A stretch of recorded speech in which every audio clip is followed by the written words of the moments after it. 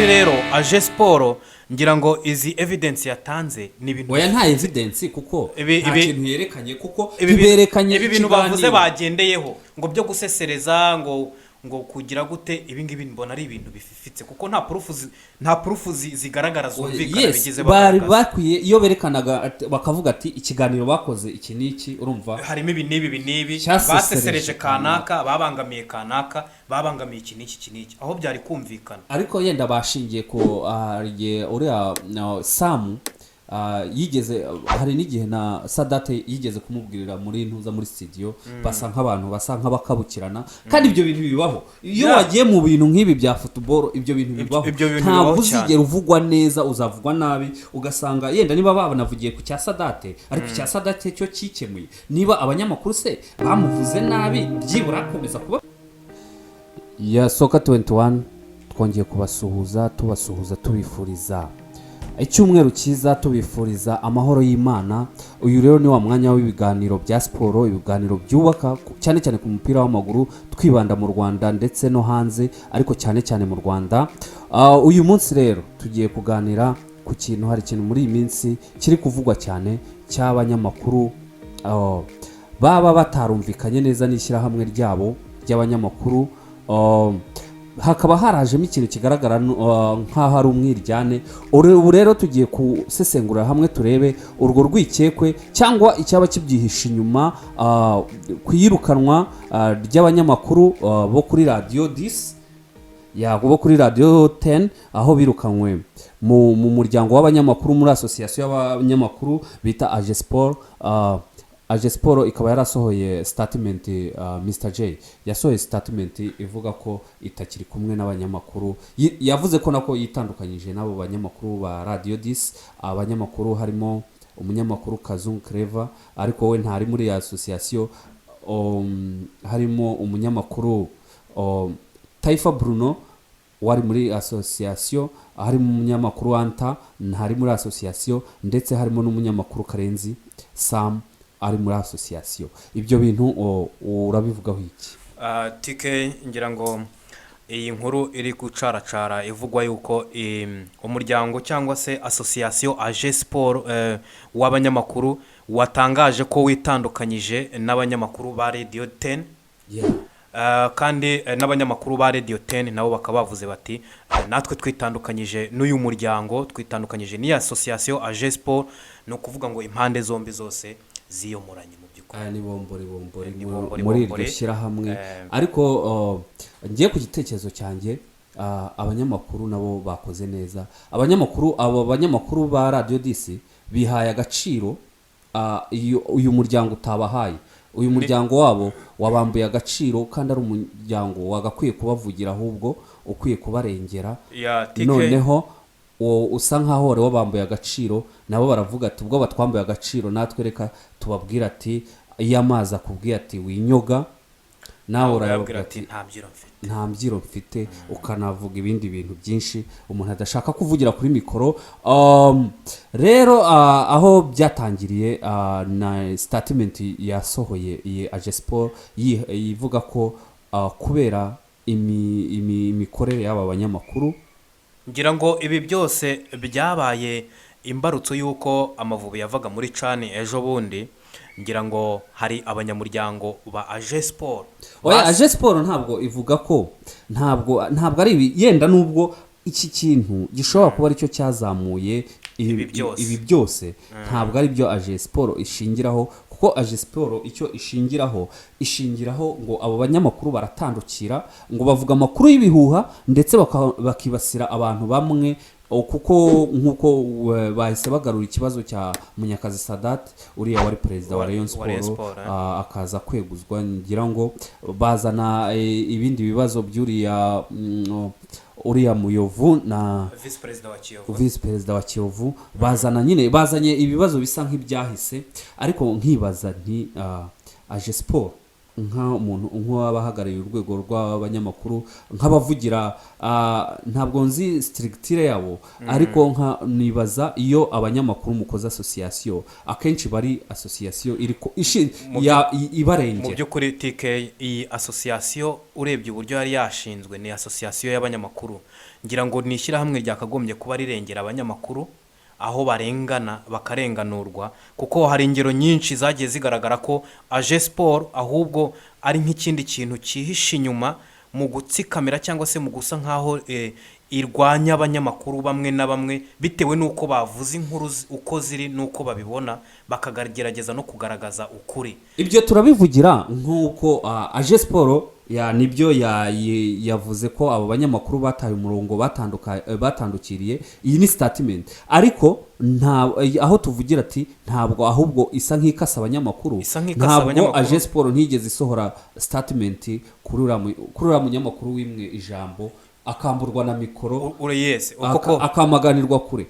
Uriya Jarike urabyibuka mu nama ejo bundi Minispoke yagiranye n'abanyamakuru, TK ndabyibuka yasabye ijambo bamucamo inshuro nk'ebyiri ndetse babonye akomeje kwensista bamwambura mikoro. Iryo shyirahamwe se ko nta statement tubona, niba ari ishyirahamwe rirengera abanyamakuru cyangwa ishyirahamwe rirebera inyungu z'abanyamakuru, kuki nta kintu ryavuze? TK nanjye biriya bintu nabyibajijeho ndavuga nti se aje siporo ni ukuvuga ngo minisiteri ya siporo yatumije inama n'abanyamakuru bagirana inama nyunguranabitekerezo, buri wese yafashe ijambo. Ngira ngo umunyamakuru yafashe ijambo atangiye kuvuga uko situwasiyo yari imeze hariya hakurya ubwo bajyaga muri CHAN, bamuciye mu ijambo bamuvugiramo ndetse akomeje no kwensista bamwaka mikoro. aje siporo nk'ishyirahamwe ry'abanyamakuru nta kintu ryakoze, ndetse na nyuma yaho nta na statement y'icyo kintu bigize banasohora, mu rwego rwo hariya umunyamakuru yararenganye, kuko abantu baribajije bati se niba utumije inama y'abanyamakuru hanyuma umunyamakuru ukamwima ijambo ukamunigana ijambo, iyo nama yari y'iki?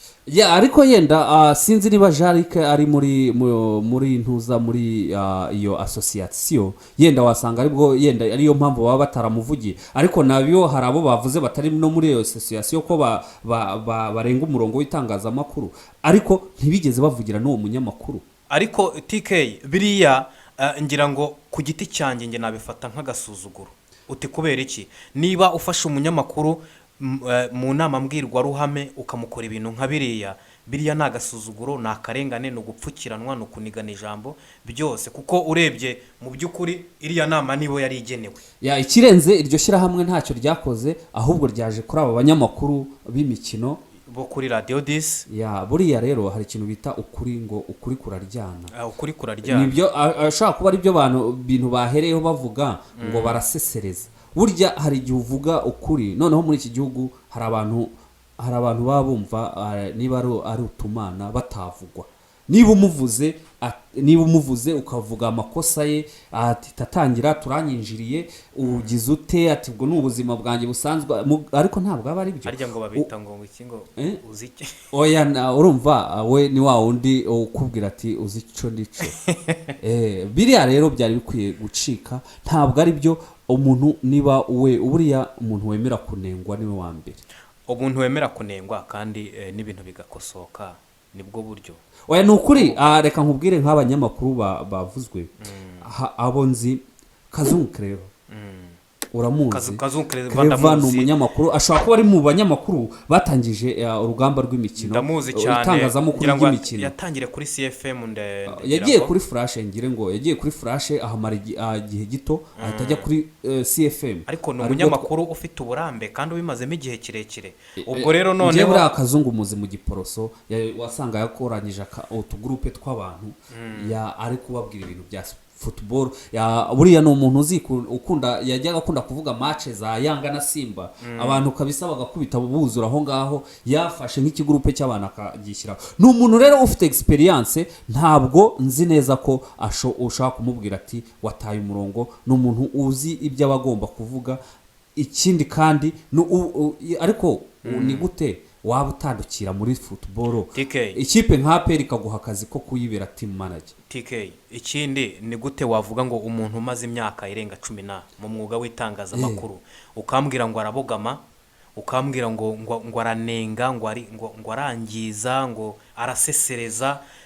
icyo nicyo kigiye kuzica football yacu. Urebye nka Kazungu ni umuntu ufite experience mu bintu akora cyane. iyo myaka ishize rero iyo myaka ishize rero afite ni ukuvuga ngo buri kimwe cyose arakizi ibyo arimo arabizi. ba Taifa ni abantu kandi abantu twemera muri football ni abantu b'abatara. kandi ikindi nanone Taifa niwe wazanye ijambo ngo umutaramu niba utarubizi niba ujya wumva ijambo mutaramu buriya cyazanywe n'umuntu Taifa ndamwibuka. bariya ni abantu rero ni abanyamakuru bafite za experience zihambaye. ntabwo nzi ko yajya kuvuga ngo asesereze ni abantu bari ku rwego rwo hejuru. icyo mbona aba yavuze ukuri. hari igihe nkubwira ukuri nkaba ndagusesereje. wowe rero hari abantu batihanganira uko kuri. urumva iyo ubwiye umuntu ukuri ahita avuga ati anjombye igikwa bya bindi bivuga ngo njombye igikwasi. Njombye igikwasi mu by'ukuri rero aje siporo ngira ngo izi evidence yatanze ni ibintu. oya nta evidence kuko nta kintu yerekanye kuko biberekanye ibi bintu bavuze bagendeyeho ngo byo gusesereza ngo kugira gute ibi ngibi mbona ari ibintu bififitse kuko nta proof zigaragara zumvikana bigize bari bakwiye iyo berekanaga bakavuga ati ikiganiro bakoze iki niki urumva harimo ibi n'ibi basesereje kanaka babangamiye kanaka babangamiye iki niki aho byari kumvikana. ariko yenda bashingiye ko uriya Samu yigeze hari n'igihe na Sadate yigeze kumubwirira muri ntuza muri studio basa nk'abakabukirana kandi ibyo bintu bibaho iyo wagiye mu bintu nk'ibi bya football ibyo bintu bibaho ntabwo uzigera uvugwa neza uzavugwa nabi ugasanga yenda niba babanavugiye ku cya Sadate ariko cya Sadate cyo kikemuye niba abanyamakuru se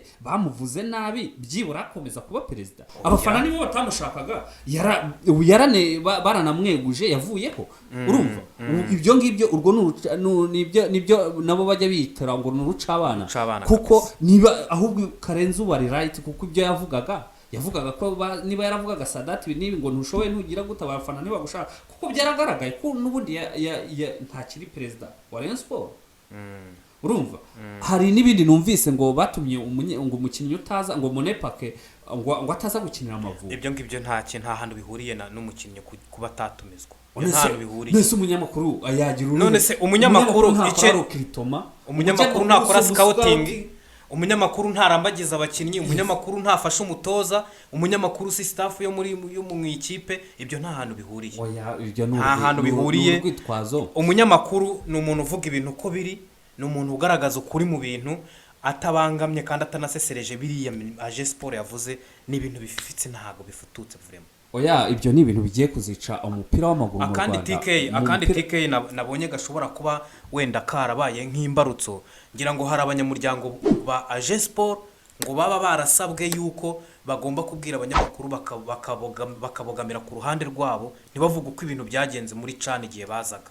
oya urumva kiriya kibazo cyabaye ubundi cyari gikwiye kuba ikibazo kirekire kuko ntabwo ushaka njyewe ntabwo ushobora kuvuga ati mufashwe nabi nk'abanyamakuru mwashaka kubivuga bakabizinzikirana bishobora kuba ariho iriya ntandaro yavuye n'abari abanyamakuru bashobora ahubwo kuba baragiye muri iriya association ati kuki mutatuvuganiye none association nayo ikabatera utwatsi. ibyo byose bikaba ariho byavuye kuko n'abari abanyamakuru bashobora no kugenda akavuga ati se ko dufite association y'abanyamakuru ko mwagakwiye kuturengera ibi byose ko byapfukiranwe byagenze gute, nabo bagahita bavuga bati urabyumva ya iyi bombori ishobore kubije nyuma y'iyi cyane aho bivugiye kuri ya mudamu wari uyoboye iriya delegation aho bivuga ko yafashe n'aba bantu. biriya rero ni babayobozi bo hejuru bumva ko bavuzwe bagatangira ati batuvuze. urumva hakaba rero n'abanyamakuru batari inyangamugayo bakunda kugendera mu kwaha kw'abayobozi. urumva niwe batuma tugenda umvuge neza, urumva uvuge kanaka nabi. ibintu nk'ibyo bitagakwiye mu mupira w'amaguru kuko biravugwa yuko bari abantu bari bayoboye delegation y'ikipe y'igihugu ijya muri cane aribo basabye abanyamuryango ba aje siporo kubogamira uruhande rwabo ntibagaragaza ukuri kuko situation yari imeze hariya. ibyo ni ibintu bidakwiye rero ku munyamakuru w'umwuga. numva njyewe nk'ukuntu mbyumva biriya aje siporo yakoze ntabwo ari byo. ikiza ni uko n'abari abanyamakuru nabo bahise bavuga ati natwe turiyomoye, natwe turabasezeye twabajemo tubakunze ariko mutweretse ko mutari kumwe natwe kandi umurongo wacu ni umurongo wubaka kandi ari ishyirahamwe ryari rivuze yuko ari ishyirahamwe ry'abanyamakuru none bakora mutweretse ko mutari kumwe kuko ni ingero nyinshi TK urebye uriya munyamakuru wapfukiranywe akaniganwa ijambo urebye abo bantu bari bayoboye delegation hari n'abanyamakuru benshi hari igihe utelefone umuntu akaba kubaza ati ukorera ikihe kinyamakuru urumva yakumva umubwiye yenda ati nkorera iradini wakumubwiye ati nandikira ikinyamakuru iki n'iki agahita akupa telefone cyangwa akanagutuka cyane urabyumva cyane rwose ibyo bintu tugaya n'abantu bafite aho bahuriye na football abayobozi bashaka kuvuga ati niba uri kanaka waramvuze ejo bundi wamvuze ibi n'ibi ntabwo nshaka kuguha interview ibintu nk'ibyo ntabwo ubundi byagakwiye mu mupira w'amaguru ntabwo byagakwiye umupira w'amaguru ntabwo ari intambara umupira w'amaguru ni ukubaka umupira kubaka ibyishimo by'abantu benshi kandi ikindi nanone kuvuga ibitagenda neza mu mupira w'amaguru TK ni mu rwego rwo kugira ngo bikosorwe kandi hagire ikintu gikorwa yes nibyo erega nibyo abo bagira ngo se kuko aba bayobozi iyo bumvisha abanyamakuru bari kuvuga ibintu bitagenda neza mu mupira w'amaguru bari kubinenga bumva ko ntabwo baba bashaka kubyumva mu by'ukuri kandi nibyo bituma umupira w'amaguru ukosorwa none se reka nkubwire wumva aba bavuga ngo bahara amagambo batagakwiye kuvuga wigeze wumva Kazungu cyangwa Taifa cyangwa undi wese atuka umuntu yifatira umuntu ku gahanga akamutuka mu byo Aje Sport yatangaje numvisha bavuga ngo baratukana ngo barase mu by'ukuri aba ni abanyamakuru b'umwuga niyo batanga yenda urugero bakavuga ati mu kiganiro bakoze iki n'iki batutse kana aba ni abanyamakuru b'umwuga TK ibyo bakora barabizi ntago ari ukuvuga ngo barajya kwihandagaza abatukane basebye umuntu ibyo ntibishoboka ndabona ibyo ryashyira hamwe rero ryakoze ndabona nta shingiro bifite niko mbyumva abakurikiye rero Soka 21 mwakoze cyane kudukurikira mukomeze mukore subscribe bakande like ndetse na comment dusangire ibitekerezo murakoze cyane Imana ibarinde